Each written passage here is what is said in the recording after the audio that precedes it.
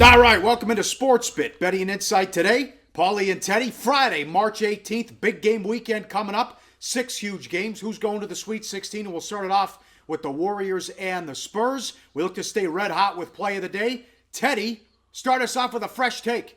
Oh, yeah. We got to talk about True TV, man. It's the funniest thing. You forget about this network. You really do. You're like, all right, you're looking around for that fourth game. You're like, all right, it's CBS, TBS, TNT, all on your radar. And you're like, where the heck? Oh, yeah, True TV. I haven't looked at this channel since last year's March Madness. You ever watch a True TV show? Never. I sat through Lizard Lick Towing one time. I think I was pretty wasted. Yeah, I'm not sure. Sad, maybe passed out in front of might be the appropriate terminology. But, just get it on a real network. You have CBS Sports. True TV just baffles me. And, of course, then you wake up the next morning, you're like, why is this TV on True TV? Oh, yeah. The whole country's like, what channel is it? Where do I find it? How do I get it? What's going on? I never heard of it before. Fascinating. And they've been doing it for years. It's the Yeah. same thing. It's not like it's new. They've been, what now, 3 or 4 years they've been on True TV. Yeah, something like and, that. And yeah. you still forget about it between last year's tournament and this year's tournament. Some arenas, so with the attendance. Other arenas were packed. In Denver, they sold out 19,000, going crazy for all 4 games. What'd you think of some of the arenas and the attendance? Well, think about Des Moines. What's going on in Des Moines right now? And this is really a very rare instance where the NCAA didn't go for a money grab. Because if you spread Indiana, Kansas, and Kentucky around, their fans are going to travel, they're going to sell out or come close to selling out anything. When you put them all in Des Moines, geez Louise, all these blue bloods think that they're the ones that are supposed to be sitting. Hoosiers alums, Jayhawks alums, Wildcats alums, all in the same region. And you know who gets shafted in that situation? It's the students. Yeah, the students can't afford the tickets when the prices are going up. So the crowds aren't as rowdy, but a little bit surprised that all 3 of those teams ended up in the same place. And, of course, the students get screwed over as usual. You know about sports. It's a spectacle for the rich and connected. You know how that goes. Time for bad beats and wrong sides. A lot to get to. We start with Purdue. Purdue became Perdon't. Painter with one of the worst coaching jobs you're ever going to see. Up 13 with 3 minutes and 16 seconds left. They stopped attacking. They stopped being aggressive. They milked clock, and it backfired. Hammond went the last 26 minutes without a field goal attempt. Without a field goal. He went to both overtimes without a field goal attempt. Pater was awful. And a third grader knows when you're up 3 with less than 10 seconds, you foul the guy so he doesn't get a good look and shoot a 3. Hagen's made a difficult shot, but when Little Rock is out of timeouts, you foul and don't give up the 3. Horrible choke job. Terrible job coaching. They couldn't run anything in overtime. Oh, what a nice win by Little Rock. But you don't blow a 13-point lead with 3 minutes left when they were getting whatever they wanted on offense for most of the game. Well, the only thing I'm going to disagree with you on is that there's still no consensus, both among the sharpest bettors that I talk to and amongst the public as a whole, about fouling when you're up 3 with less than 10 seconds left. Because remember, when you foul up 3, then, number 1, you're in a position you got to inbound the ball. Number 2, you're going to have to hit free throws yourselves to put that game back in the position. So they're a pretty good shooting free throw team. They're pretty good for it. I don't disagree. I'm saying that there are coaches that do it. Yes. Many coaches do not, and there's no strong statistical evidence that say the coaches have to do that. That being said, yeah, Purdue didn't. A real meltdown from that team, obviously. And what happens when you have a meltdown in March? Bye-bye. See you guys next year. That's it. A lot of high-scoring games. 11 overs, 5 unders. And you look at some of these scores. Indiana 99, Iowa 94, Iowa State 94, Duke 93, Kansas 105. Why? We had legitimate basketball arenas, no domes, no bad shooting background, and it was the first tournament with the 30-second shot clock. A ton of high-scoring games yesterday, Teddy. Yeah, and of course that 11-5 to the over mark counts North Carolina Gulf Coast as an over. That, I don't even know what to call it. Bad beat, bad bet, weird result. You know, the North Carolina Gulf Coast total bounced around between 149.5 and 150.5 all week. And on game day, he was sitting 149.5 offshore, 150 or 150.5 here in Vegas. What happens? They're at 147. Brian Green Jr. This is a back of the bench guy for Gulf Coast. He had DNPs in 4 of their last 5 games in the regular season. Yeah, he hit a 3 with 9 seconds left. Lands right on 150. We counted that as an over with the 11-5 to the over. You can make an argument that it's 10-5 and 1 to the over or something like that. But definitely the early tournament games, at least on Thursday, did have a bent towards overs. This is interesting, Teddy. Take it away. If you followed the money, you got buried. Oh, I mean, buried. I mean, this is, you got to look at this graph. Miami bet from minus 13 up to minus 14. They didn't cover. Baylor bet from 5 to 5.5, 6. And there was someone that kept on buying up lots and lots of Yale. Every time it hit minus 6, they buy it right back to 5, 5.5. But nonetheless, Baylor got bet up. Obviously, they didn't win, let alone cover. Duke got bet up 9.5 to minus 10. They didn't cover. North Carolina got bet up from 22 to 23.5. They didn't cover. And Virginia and Kansas and Indiana and Iowa State and Providence, the money going the wrong way in every one of those games. The only line moves where the money was right on Thursday's action, Butler went from minus 2.5 to 3.5. They won and covered. UConn from minus 3 to minus 3.5. They won and covered. Not a good day if you were following the steam.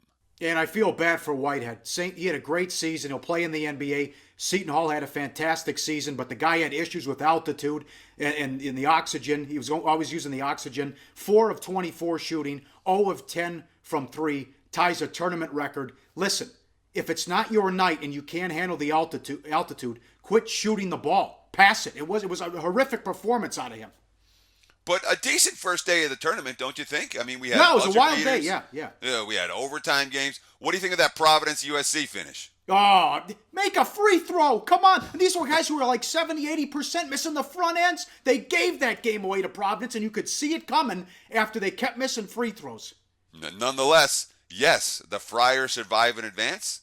Trojan backers get the money in the Providence 1-point victory. 12 over a 5 every year, baby. It happened twice. And remember this, file this away as we do big game weekend. 29 of the last 31 years, a double-digit seed has made the Sweet 16. A lot of teams with opportunities coming up on Saturday.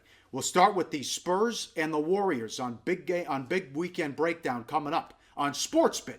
Betting Insight today. All right, here we go. Big game breakdown. Let's start in the association. The Warriors at the Spurs on Saturday. Could be the best regular season matchup in NBA history. The Spurs are 58-10. The Warriors go into the game tonight 61-6.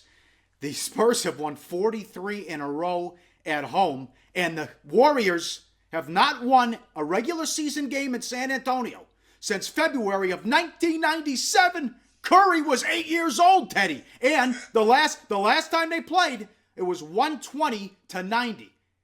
The Warriors embarrassed the Spurs. Popovich barely played the starters in that one, so you have the revenge angle there. And, there's so many ways to look at this. How about this? I'll throw it at you. Will the Warriors be a dog in this game? I think they will. And we've seen Golden State as a dog a couple times this year. They were dogs at Cleveland. They did pretty well in that game. They were dogs at Houston earlier in the season when Curry was out. They won that game as well. And you remember that first meeting? I mean, it was 120-90. It wasn't that close. Duncan didn't play at all. And I remember talking after that game. I believe I was talking to you, Paulie. I know I was talking to someone. Talking about, is Pop playing possum? Does he want to let Golden State think that they've got him? Because it was a weird game plan from the Spurs in that contest. They didn't really seem to care when the Warriors went on their run. It was almost like a throwaway. I thought it was a weirdly coached game, but you wonder here, they dominated the first meeting. Is this a chance now for Steve Kerr to have the Warriors really go for the throat and establish dominance over a Spurs team that they're probably going to have to beat come May or early June? And get ready to grind. Here's the graphic with tempo. Cleveland 26th in the league, San Antonio 28th, Toronto 29th, Utah 30th. If Utah sneaks in the playoffs and they get the 8 seed, 3 of the 4 Golden State playoff series likely against some of the teams that slow it down. And Golden State wants to go up, up, up, and up. They are second in the league in pace. So could be a grind fest Saturday night, Teddy. Oh, yeah. I mean, and that's the truth of it, is that the Warriors, we talked a lot about their defense last year. We haven't talked as much about Golden State's defense this year. And the team that plays at the second fastest pace for the full season in the NBA, when you look at these potential playoff matchups, boy, they're going to go against some slow teams. They're likely to go against the Cavs, especially with the Celtics falling apart right now in the finals. They're likely to have to go through San Antonio. And there's a pretty good shot, at least a decent shot, that Utah is going to be in that 8th seed. So for Golden State to win their second consecutive title, they're probably going to have to do it at a pace that doesn't suit their game particularly well. Let's get to the Madison, the Sweet 16. Yale and Duke. Duke 6, 146.5. They met earlier. Game was at Duke. They won 80-61. Duke was 14.5 in that game.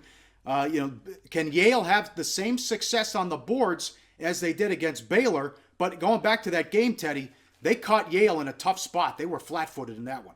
Well, yeah, they sure were. I mean, the Blue Devils really caught the Bulldogs flat-footed because the game before, just a couple of days earlier, and it was a long road trip for Yale, they went to SMU. We know how good this SMU team is. And, boy, they battled them right down to the wire. They were plus 13 for the game. They lost by a bucket, and then they had to go travel to Duke. And I think they kind of left it all on the floor at SMU, sort of like the way Seton Hall did last night, where they just didn't have it after a series of intense ball games. So that's an issue for me looking at that first meeting. It's also worth noting that Duke had Emil Jefferson in that contest. He had 9 points, 12 boards. He was still playing. But, I mean, Yale did something that I didn't think they were going to be able to do against Baylor. You and I talked about it. We're like, hey, this team hadn't seen Rico Gathers before. Well, guess what? Even that undersized Yale team, they fought for every rebound, and they got more than they missed. They won the rebounding battle against Baylor by +4. That's impressive for the Bulldogs. And, it's something that they're going to have to do again here. The number 2 team in the country in rebounding margin for the season. We kind of poo-pooed it because they played in the Ivy Leagues, but it passed the eye test. I'll tell you that. They worked hard against Baylor, and they obviously got the job done in that game. So Yale gets their first ever tournament win, and Arkansas Little Rock gets their second ever tournament win, the first since '86. Give me 1 second here, Paul, because I'm going to talk about one more point with this Yale game before we move to Little Rock. And that, of course, is the foul situation for Duke. You were bitching to me about it before the show. When they get their they get the bonus. They were in a bonus with 14 minutes left in the second half. Yeah. It's ridiculous. Yeah, they weren't letting Duke lose. That being said, I mean, NC Wilmington was really aggressive against Duke. They got Matt Jones to foul out. They got Marshall Plumlee to foul out. And you wonder if Yale is going to be able to duplicate that and really put pressure, try to take the ball to the basket, because Duke is not deep. If they get into foul trouble, it'll be a battle. And look at this point spread. This point spread alone tells you this game might be a battle. Duke's not necessarily going to run away with it. This should be a battle as well. Iowa State 6.5, 146 against Arkansas Little Rock. As we said on the show yesterday, Iowa State, they're going to be able to do whatever they want on offense against Iona. They had no problems with the press. They carved them up. Niang was terrific. And the game went over. That was our play of the day, and Iowa State had no problems there. Now, the markets will be all over this perceived value as you get Little Rock in altitude off double overtime. Yeah, and the market's knee-jerk. I mean, we've talked about this a number of times on the show. What do they see? They see an underdog that just went all out, won a game in altitude, in double overtime. Mark's going to go, oh, they're spent. Oh, look, they're going up as a class team, Iowa State. Bang. They're spent. Let's talk about this for a minute, because there is a difference in these knockdown, drag-out fights come tournament time. The difference, day games versus night games. The markets don't account for it. You'll never hear a talking head on TV talk about it. This is the truth of it, all right? When you have a night game, it disrupts your physical rhythms. when you're talking about staying up later, you don't get rehydrated, you don't go to sleep at the normal time, you don't have your normal post-game meals. It really messes you up. And the teams that play these knockdown, drag-out, double OT games at night and then have to go 2 days later, there's a noticeable difference in their level of play. It's not nearly as bad when it was a relatively early game. The players can eat, they can hydrate normally, they can sleep as long as they want. It just doesn't disrupt that physical rhythm. Purdue might have screwed up to leave the back door open, but I'll tell you what, Little Rock made the plays, and when it mattered most, Josh Higgins. Yeah, it was his birthday today. He left it all on the floor, didn't he, Paulie? 31 points, 7 rebounds, 6 assists, and 5 steals. And in overtime, down 2, went right to the basket and tied it up. The kid's aggressive. They believe. They're confident. Like we talked about earlier in the week, Coach Chris Beard said, hey, we're not done. We have 29 wins. We won the Sun Belt. Big deal. We're going to keep going. So far, so good. And we'll see if they can make the Sweet 16 with the Iowa State matchup coming up. Well, the interesting thing about this game is, again, the market's knee-jerk. Oh, Little Rock, double overtime. Little Rock, underdog. We're going to, the early money did come on the Cyclones, but you wonder, might it be Niang and the favored Cyclones that are doing the huffing and puffing late in the game? Because this isn't a deep team. This isn't anything close to being a deep team. This is a squad, Paul, that, would they get 27 minutes off their bench in a blowout win today? Or yesterday, I should say. They don't have a deep rotation.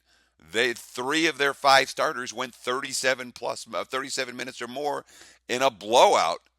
Little Rock's got the depth here. They've got the mentality. This one, too, the point spread's telling us we should expect a competitive contest. 3 more games coming up next, and the play of the day on SportsBit. Betting Insight today. All right, 3 more games and play of the day. Let's start with UConn and Kansas. Kansas 8.5, 139. A tough team, and again, Ollie delivers. We know it was a bad spot for Connecticut with the early start after what happened in their conference tournament. They were down 9 at the half, but again, the grit, the determination. They built up a huge lead against Colorado and then had to hang on, but another win in the tournament for Ollie and Connecticut. Yeah, Ollie's been here. So have Philip Nolan and Amita Brima. We know how tough this UConn team is. And the markets are not really giving the Huskies a ton of credit in this ballgame. There's a big difference between UConn and your usual round number 2 big dog. They've been here. They've won championships. And boy, you look at this team with 1 day to prepare on that 2014 championship run. What do you see, Paul? Nothing but winners. Nothing but winners. And let's see if they can keep it up. But with Kansas, they're off the easy win against Austin Peay. They scored over 100 points. And a mistake people make a lot, they remember the last thing they saw. You have to throw that out and forget it. So they see this freight train with Kansas, and now they get Connecticut, and they're laying a big point spread in this one. Yeah, when you hear people talk about Kansas and Michigan State both, it feels like those 2 teams have already met in the final. Yes. Everyone's it's picking. like, Kansas done. Kansas awesome. Can't stop Kansas. Again, UConn as a dog in all 3 of those games with 1 day to prepare. They beat Nova, they beat Sparty, they beat Kentucky. Are they good enough to win? Maybe not, but they're going to bring an attitude that they can. But you're right about the Jayhawks. Starters, it was a scrimmage.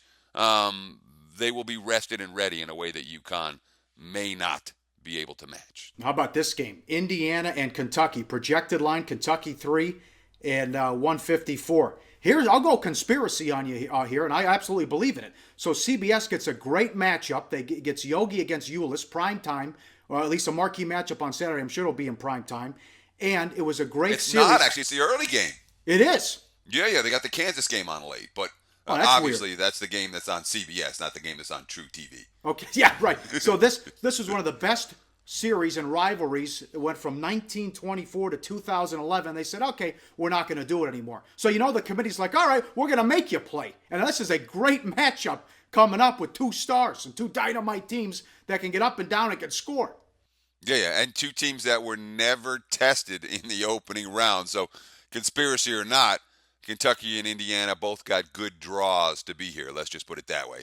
The networks and the NCAA got the matchup that they wanted. But you look at these two teams, I mean, both these two squads, in terms of offensive efficiency, they can score. Kentucky, number one in the nation, 122.1 points per 100 possessions. Indiana, number 7, 119 points. But the question here, Paulie, who gets the tempo? Kentucky isn't deep. They're number 230 in the country in pace, taking almost 18 seconds per possession. Indy plays much faster, and they get much more off the bench than the Wildcats do. Well, they're going crazy against Chattanooga. They would push, shoot a three, push. And Kentucky was trying to run out Stony Brook, too. So I think Kentucky's going to run with them. I really do. I think Indiana wants it to be that type of game and just shoot threes and penetrate and get it in the open floor with all their athletes.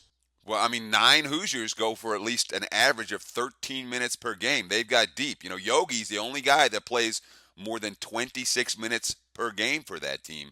And we've talked about the Wildcats backcourt with Ulis and Murray, you know, two guys who played, 37 and 35 minutes per game. Kentucky only goes 7 deep, but then again, I mean, that duo, hey, they beat me on last week when they're supposed to be gassed and they're draining contested threes. So I don't know that fatigue is going to be as much an issue for Kentucky as some might project. Last game, this is a doozy. Wichita State and Miami. Wichita won 128. Nice job, committee, again. That's embarrassing. An 11 seed in the play-in game now is favored over a 3 seed. And here we go with Marshall. A great coach, puts in the game plan. Larinaga and Rodriguez have one day to figure out this Wichita defense that Arizona and Vandy had no clue and got run out both teams run out by Wichita, no problem. Yeah, and this is, again, something that we talked about on yesterday's show, the success Wichita's had in the short turnaround games. And boy, you look at the Shockers defense, they are tough. Number 1 in the country in defensive efficiency, number 5 in effective field goal percentage, number 5 in turnover percentage, and oh, by the way, they pound the glass. Number 5 in defensive rebounding percentage. You don't get second chance looks against the Shockers. There are no weaknesses for opposing teams to exploit against that Wichita defense. I mean, look what they did in the win over Arizona. They win by double digits. Arizona was never in the game in the second half. What did the Shockers do? They shot 3 of 20 from three-point range, Paulie. They were out-rebounded by 8. They only got 9 assists for the entire game.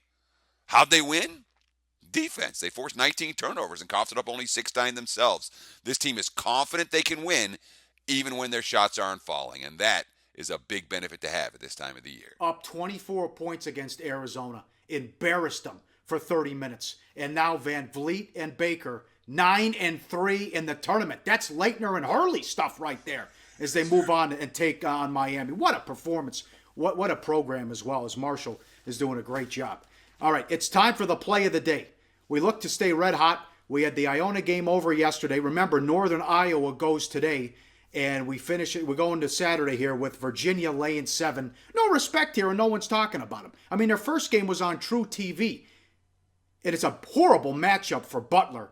And what's everyone talking about? Bennett collapsed. He fell down. What happened to your coach? And another Tony Bennett, the singer's got to come out and tweet. That's what everyone's talking about. Not the 1 seed. Not a team that could go to the Final Four. They got something to prove. And off an easy win to start, we'll lay the 7 with Virginia. I'm with you 100% on that, Paul. And remember, look what the other number 1 seeds did in terms of being on TV, and they stick Virginia on the True TV network. Just shows the lack of respect the Cavs get from everybody.